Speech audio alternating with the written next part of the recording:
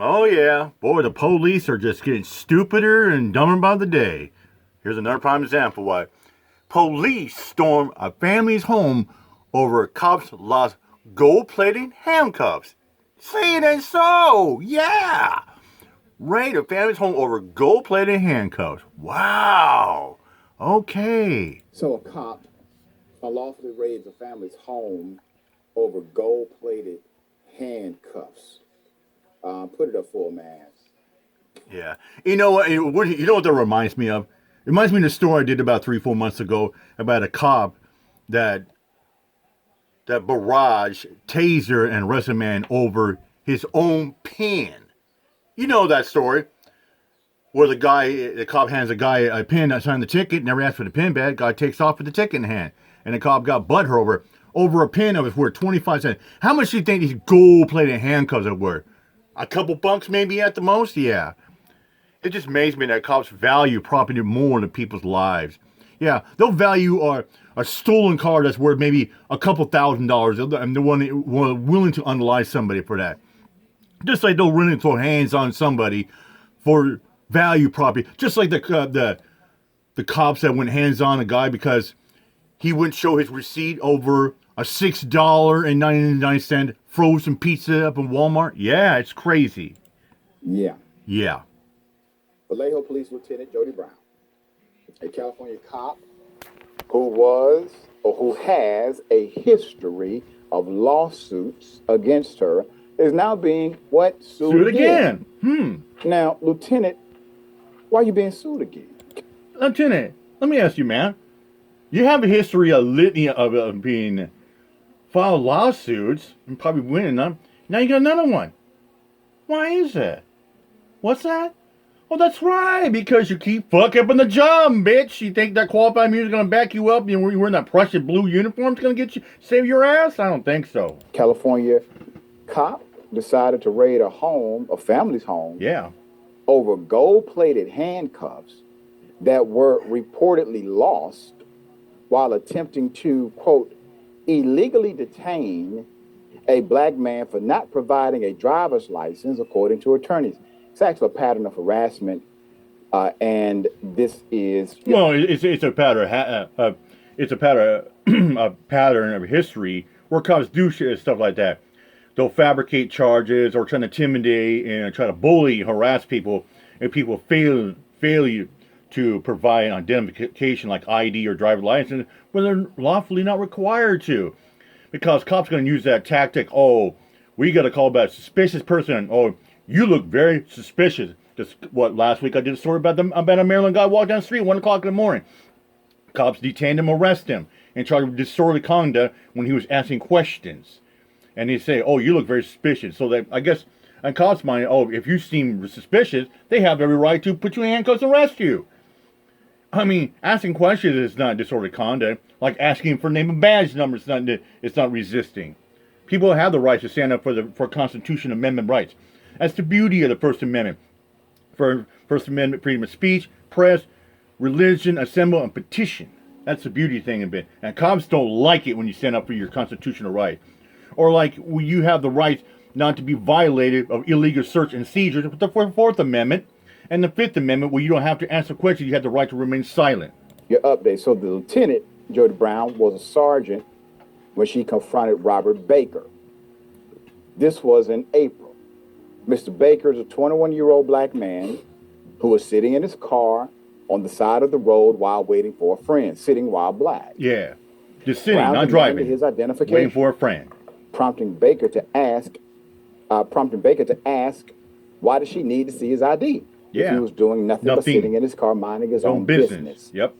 But fearing for his safety, Baker handed her his California identification card, according to a claim filed against the city last month, which is the first step in filing a lawsuit against the government agency. You have to file a notice, basically, before you file the suit. Brown then walked away and returned with a pair of gold-plated handcuffs with her name and badge number inscribed on the cuffs, telling Baker she was going to detain him for not having a driver's license. All right. The claim states that Brown got very angry, describing her face and neck as turning red as she slapped the gold-plated handcuffs on one of Baker's wrists. Fearing for his life, Baker drove away with the handcuffs still on his It's wrist. the flight or flight instinct. Brown still in possession. He was fearing for his life, so he drove away. The flight instinct kicked in. 3 days later. Yeah, and I get that. You know, he saw me. Her face turned red, like she was pissed off. I mean, he had his ID card, but like it wasn't good enough. Oh no, you need a driver's license. So he wasn't driving. He was side of the road waiting for a friend, and he saw how pissed off we like that. That flight instinct like that. Yeah, you see a cop get pissed off, like they're gonna reach for a gun. That flight instinct like I gotta get the hell out of here ASAP and go far. So he made a beeline, he boned and drove off. More than a dozen city police officers broke into his home, or broke into the home listed on the ID, where Baker had been living with his parents, Jamal and Kellyanne Coulter. But the family was in the process of moving to another home, so they were not at the home. Most of their belongings were packed in boxes. They were in the midst of transition.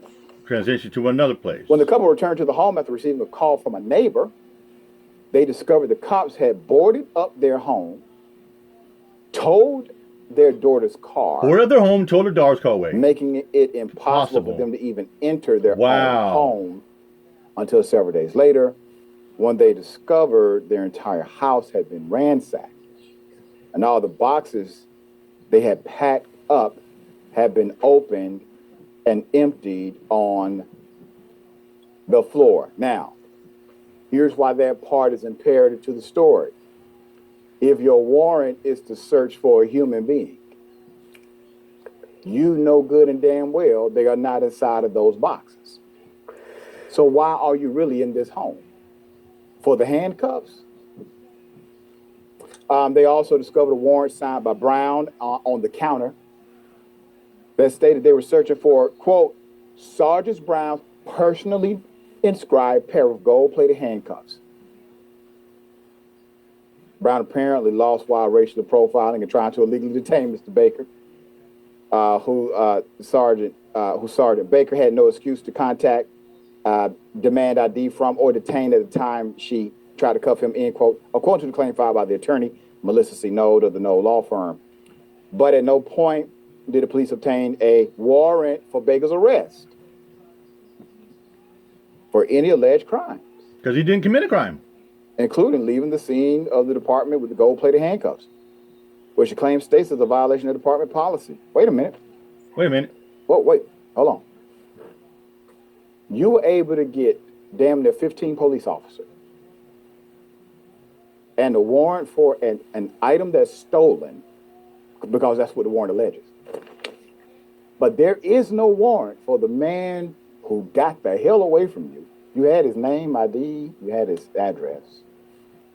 Why? Well, because when you ran the story by your captain said, wait a minute, what you did was already illegal. And why are you utilizing personal handcuffs? All of this is a department. Okay, listen, here's what we're going to do. You can go for the handcuffs, but you can't go for the guy. That's going to create too much of an issue. But at no point did the police obtain a warrant for anything. The harassment continued, however, on May 3rd. So May 3rd, okay, when an unnamed city police officer began following Mr. Baker. Now, remember, this is like some Cowboys type Ranger stuff, like kind of like Texas or like the Corral or like that. They just broke. Kind of like the Alamo, something like that, where it's like, these things, cops and robbers, or you're gonna have cowboys and marshals, stuff like that. Into your home, the police, and then boarded it, told the car they're looking for handcuffs, not a person. Why are you doing this? There's more. Unnamed police officer began following Mr. Baker on his motorcycle and swerved into him, causing the young man to crash and break his leg. Oh, it gets deeper. But Baker, who was transported to the hospital, was never cited, never charged for any crimes again. Then on May 18th, San Francisco police pulled Jamal and Kellyanne Coulter, his parents, pulled them over, and their minor children pulled them over at gunpoint, telling the family that they had received notice from Brown that the car they were driving was connected to a robbery and the driver should be considered armed and dangerous. They did that to the family. All right, so she has prior lawsuits. Let's go over them. Court records show that this same cop has been listed as a defendant in at least 3 prior lawsuits over the years, over incidents including tasering a 71-year-old disabled man over traffic ticket dispute in 2021, arresting a black man for loitering when he was only talking on the phone with his wife on a public sidewalk in front of his friend's house in 2014, forcing another man out of his car in a DUI checkpoint when he refused to hand over his driver's license after asking what was the probable cause. She had to demand his identification in 2014. Begging his family to file a lawsuit against the city as well, continuing the legacy of their rights being respected via the court. And the lieutenant continues her legacy of defunding the local police department. There you go. Senator, thoughts here? They want this smoke, Doc, because there's no way in the heaven that this woman would still be on the force. You talk about failing up. Right. And how did she make it to sergeant? And then how did she make it to lieutenant? I mean, that's my first, second, third, fourth, and fifth question. And given her jacket, I mean, they need to have psychological evaluations, Doc. And I'm not. We all know her jacket's far from clean. It's tainted. It's tarnished. I mean, it's a dirty jacket that she goes from sergeant to lieutenant. Yeah. She must have had to make some serious illegal busts to get those stripes in jacket. Just saying it for this officer, this is something that I believe on a regular basis for those who sign up for law enforcement. But when it's something this crystal clear about this woman's behavior, and then her gold-plated, now let me get this straight. Right. Gold-plated. It ain't even real gold. And then she got the nerve to have her initials carved. I mean, we can't make this it up. I hope that family sues them to high heaven, and I hope a court awards them what they deserve. Everything as you laid out, Doc, ain't no need to repeating it. You laid it out just as it is and just as it was. But it is really a shame, also, my final point, that she could get even one of her colleagues on the police force after hearing this story to go and back her up, let's know almost 15 of them, to go and do this to this family over some gold plate. It ain't really gold, y'all. Y'all understand this? Gold-plated, cheap, a handcuff. Yeah, it's probably spray painted gold. Right, and if you do the math, they don't add up to the amount that would allow this to be a felony offense. That's right. It would still be a misdemeanor if they were even stolen. Which, by the way, he ain't steal them. She put them on him. Doc. That's right. He ain't steal them. She gave them to him. That's right. That's what the captain said. You basically gave those handcuffs to him. You gave him them handcuffs back, but you can't get him. All right. With the updates as they come. Hopefully this does go to adjudication. Yeah. Hopefully I can get an update on that. Yeah, but man, like I said, man, police are getting stupid and stupid about the damn day. Yep, happy 4th of Cups Day. Yeah, NOT, SEC, baby. With that said, I am out of here. Much up. Peace out.